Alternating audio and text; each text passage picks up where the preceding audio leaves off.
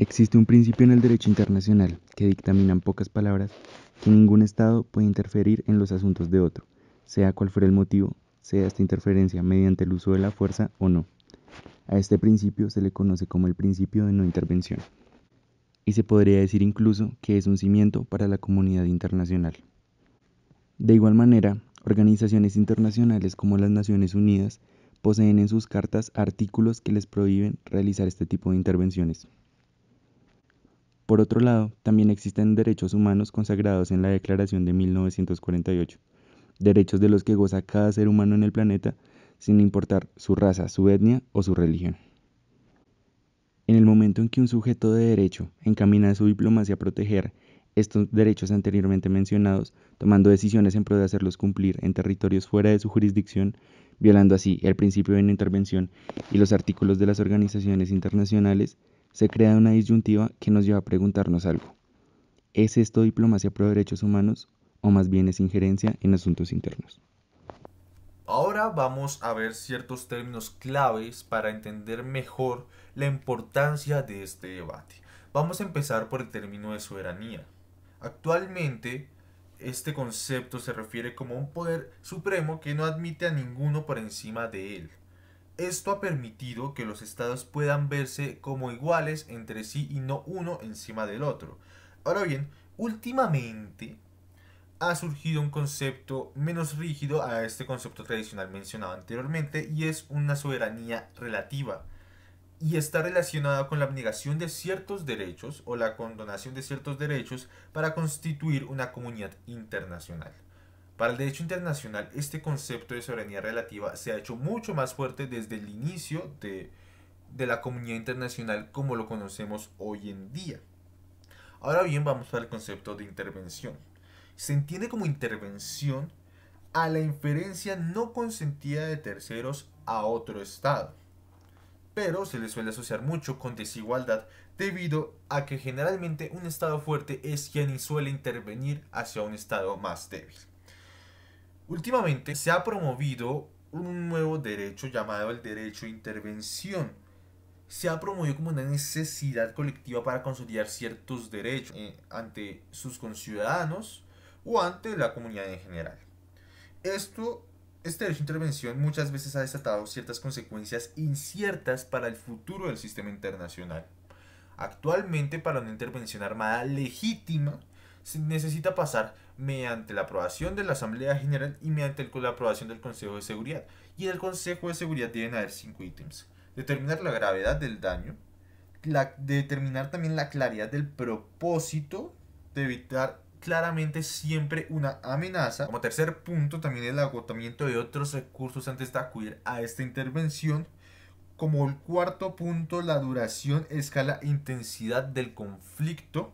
Y como quinto punto, las consecuencias que pueden generar esta intervención. Estas consecuencias deben ser mucho menos graves respecto a la inacción en el conflicto. Hola, hoy vamos a hablar sobre un tema delicado para la comunidad internacional: injerencia en los asuntos internos o diplomacia pro derechos humanos. Y para comenzar, me gustaría iniciar con la siguiente frase, según Salinas. La observancia de un principio de no intervención absoluto desvirtuaría por completo la protección de ciertos derechos individuales proclamados en la Carta de las Naciones Unidas y la Declaración Universal de los Derechos del Hombre de 1948, dejando su preservación únicamente a la voluntad de cada Estado. En el sentido opuesto, una protección de los derechos humanos sin límites podría significar el quiebre total de la soberanía, igualdad e independencia de los estados, convirtiéndose en conceptos simplemente vacíos, desprovistos de toda significación. Ahora bien, con ustedes me gustaría presentar a los invitados del día de hoy. Hoy tenemos al exsecretario de Estado en el gobierno de George Bush, Colin Powell, la abogada defensora de Panamá en el caso de invasión a Panamá, Alejandra Betancourt, y a los analistas Daniel Hernández y Emanuel Villanueva. Bueno, voy a preguntarle a Daniel, ¿cuáles son los puntos importantes de este debate? Es decir, ¿cuál, desde la perspectiva de la academia, son aquellas cuestiones en las que distan ambas partes? Bueno, primero que todo, gracias por invitarme, Germán. Y respondiendo a la pregunta, en el caso que nos concierne hoy de diplomacia pro derechos humanos o injerencia en asuntos internos, hay que decir que hay cierto debate con respecto a qué es un asunto interno, es decir, en qué punto algo empieza y deja de ser jurisdicción única de un Estado. Esto sería un punto central, de hecho, en el debate. Me atrevería a decir que es incluso un debate jurídico. Por otro lado, también existe una disputa con respecto a si todos estos sujetos de derecho que implementan la diplomacia por derechos humanos están violando el derecho internacional. Y finalmente también hay que agregar que existe también la creencia de que estas prácticas realizadas por los sujetos que usan la diplomacia por derechos humanos no son realmente efectivas. Ok, en ese caso, respecto a las violaciones al derecho internacional que mencionó Daniel, resultantes de la diplomacia pro derechos humanos, señora Alejandra, me gustaría preguntarle si y decirle que si podría mencionarnos alguna de las faltas a las que generalmente se incurre. Claro, primero creo que es importante resaltar que estas faltas están directamente ligadas al por qué esta diplomacia es más bien una injerencia en los asuntos internos. Ahora debemos partir del hecho de que se viola muchas veces el principio de no intervención, que prohíbe cualquier tipo de intervención, ya sea militar o no, entre pues, las distintas naciones que hacen parte del sistema internacional. Por otro lado, también se viola el principio de igualdad soberana, ya que se interviene en los asuntos de otra nación y se está violando ya sea por omisión o coacción la organización política y social establecidas por una sociedad. Es una posición muy interesante. Ahora, quiero hacer una pregunta puntual y abierta para todos ustedes, que está cobijado bajo el término de asunto interno de los estados. Bueno, este término de asunto interno jurisdicción doméstica ha venido sufriendo cambios y transformaciones conforme el derecho internacional ha avanzado y ha evolucionado. Pero creo pertinente a las circunstancias actuales del sistema internacional que deberíamos hacer énfasis en la definición dada por la Corte Permanente de Justicia Internacional, la cual lo determina como todas las materias en las cuales cada Estado es único soberano de sus decisiones y entregada, por tanto, a su regulación nacional. Bueno, quiero decir que yo estoy de acuerdo con la definición de la Corte mencionada por el señor Emanuel Villanueva. Además, creo que es pertinente agregar que al analizar dicha definición es posible que afirmemos que una cuestión deja de ser del ámbito de jurisdicción doméstica en el momento que comienza a ser reglamentada por el derecho internacional. Gracias por la invitación y me gustaría decir primero que nada que si bien estas posiciones conforme al derecho internacional son acertadas, me apoyaré en la última intervención para decir que hay que hacer también salvedades de aquello que deja de ser un asunto interno. Dentro de la Carta de las Naciones Unidas se prevén estos casos al decir que si los derechos y las libertades fundamentales son gravemente ultrajados de manera que se creen unas condiciones que comprometan la paz u obstaculicen la aplicación de las disposiciones de la Carta, dejan de ser entonces una preocupación exclusiva de cada Estado. En ese caso, señor Powell, ¿es correcto decir que estas salvedades a los asuntos internos que acaba de mencionar son base de la diplomacia pro derechos humanos? Es correcto. El derecho internacional ampara este y otros tipos de mecanismos, pues existen casos en los que los gobiernos violan los derechos humanos estipulados en 1948, con lo cual realizar estas prácticas dejan de ser únicamente asuntos internos y por lo tanto, al realizar prácticas en pro de proteger estos derechos, no se estaría violando el principio de no intervención. A este punto quisiera agregar la importancia del jus cogens.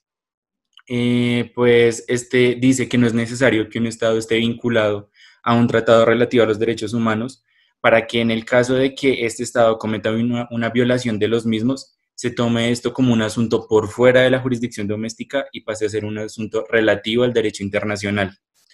Esto justifica de una manera u otra que otros sujetos de derecho tomen cartas en el asunto, como precisamente puede ser por medio de la diplomacia que nos concierne. Y básicamente, en pocas palabras, se puede decir que el jus cogens legitima la diplomacia por derechos humanos al volver imperativo el cumplimiento de lo establecido en la Declaración Universal de los Derechos Humanos en 1948. Bueno, esta pregunta va hacia los académicos. Entonces, ¿eso quiere decir que la diplomacia pro derechos humanos también es una forma de intervención? Se puede decir qué pena, porque involucra mediante distintos medios a otros sujetos de derecho internacional en la gestión de otro Estado, presionando e instando también a la correcta implementación de los derechos en su territorio. Esto denota además la importancia de definir qué es intervención o no, porque comúnmente en los medios de comunicación esta palabra es asociada exclusivamente a intervenciones militares, pero como nos hemos estado dando cuenta alrededor de esta entrevista y de otros acontecimientos a nivel internacional, las intervenciones deben ser también tenidas en cuenta no como militares, sino también mediante otros medios. Pero también estas intervenciones deben ser tenidas en cuenta porque ayudan a combatir la violación de los mismos derechos humanos, teniendo en cuenta pues claramente el carácter ius gentium que se había mencionado anteriormente. De lo anterior surge una duda, señor Powell. Teniendo en base el caso de la Guerra del Golfo en la que fue parte, ¿desde dónde puede ser legítima una intervención? La intervención se justifica por medio del artículo 2 de la Carta de las Naciones Unidas, es decir, que podemos hablar de una legítima intervención cuando se hace uso del derecho de legítima defensa o cuando el Consejo de Seguridad de las Naciones Unidas autoriza una operación de mantenimiento de la paz. Estas dos condiciones se dieron en la Primera Guerra del Golfo. Bueno, aquí intervengo y creo que cabe aclarar que si bien estas condiciones existen en el marco del derecho internacional, las intervenciones que en un principio se realizaron por medios diplomáticos, como es el caso de la invasión a Panamá, nos han demostrado que la diplomacia pro derechos humanos usualmente termina desembocando no solo en la injerencia en asuntos internos, sino también en ejercicios militares, en ocasiones injustificados y totalmente desmedidos. También depende mucho del contexto, pero también es innegable que muchas veces hasta se utilizan términos como intervención humanitaria, que paradójicamente se utilizan para legitimar la violación de los derechos humanos de la población. Ya para finalizar, ¿cree usted que las organizaciones internacionales también ejercen una diplomacia pro derechos humanos? Esta pregunta va para Emanuel. Desde mi perspectiva, sí, pero hay que tener en cuenta varios aspectos como su contexto, misión o visión de la organización y también al sistema al que pertenece. Te voy a dar dos ejemplos. El primero es Naciones Unidas. Es todo un sistema complejo que tiene entre sus objetivos también el mantenimiento de la paz. La diplomacia por derechos humanos es una de las varias herramientas que tiene la organización para precisamente mantenerla. Esto se puede ver denotado, por ejemplo, en foros, en fondos y en diferentes operaciones que van en pro de los derechos humanos, o por lo menos a la concientización de estos. El problema es que varias de esas actividades muchas veces son solicitadas y permitidas en los estados por estos mismos y su injerencia puede verse limitada por ellos. La excepción a esto sería las misiones y operaciones especiales para la paz, porque la idea de la injerencia no solo es una herramienta, sino también un escenario, donde no es el Estado receptor quien permite la intervención, sino que son otros estados quienes autorizan intervenir a otro igual. Ahora bien, el caso de la OEA es distinto. Dejamos de un lado casos estructurales y vemos que a pesar de tener al sistema interamericano de derechos humanos, el modus operandi de su diplomacia por derechos humanos es diferente. Un ejemplo perfecto podemos verlo con Venezuela.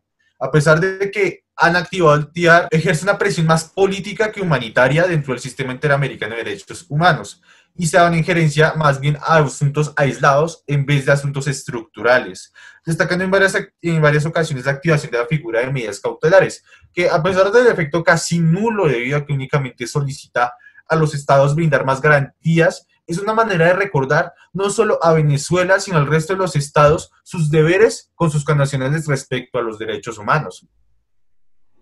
Por otro lado, también cabe resaltar que incluso estas intervenciones realizadas por las organizaciones internacionales pueden ser vistas como injerencia en asuntos internos si nos remontamos al derecho internacional. Digo esto con base en el artículo 2, número 7 de la Carta de las Naciones Unidas, que en pocas palabras afirma que ninguna disposición de esta carta autorizaría a las Naciones Unidas a intervenir en los asuntos que son esencialmente de la jurisdicción interna de los estados. Bueno, tristemente ya se nos acabó el tiempo. Le agradezco a cada uno de ustedes por habernos acompañado en esta transmisión y pues dedicarnos el tiempo. Hasta la próxima a todos. Gracias. El respeto por la soberanía territorial de los estados en el ámbito internacional no puede ser violada, ya sea directa o indirectamente bajo ningún pretexto. En la actualidad, debemos tener claro el concepto de la soberanía como elemento esencial del Estado, pero ya no de forma absoluta, sino relativa y flexible, que esté acorde a los objetivos internacionales. Los intereses de los estados demandan acciones comunes en diferentes campos como son la política, la economía, la cultura e incluso los derechos humanos. Por lo que los estados actualmente no pueden mantenerse aislados de otros si quieren lograr un desarrollo. Por eso se establecen derechos entre la comunidad internacional para lograr sus objetivos, para el desarrollo de sus naciones y para sacar a situaciones de desastres a los estados afectados, sea cual fuese. Es por eso que también se puede concluir que aún no están claros los conceptos del derecho de intervención entre la comunidad internacional y es necesario también determinar cuándo y en qué situaciones es lícito y por tal motivo admisible que los estados intervengan en los asuntos de otros estados, por lo que es indispensable revisar estos conceptos y modificarlos conforme a la realidad que se vive. Esto denota que va a seguir evolucionando y conforme la realidad avanza, estos conceptos también lo irán haciendo.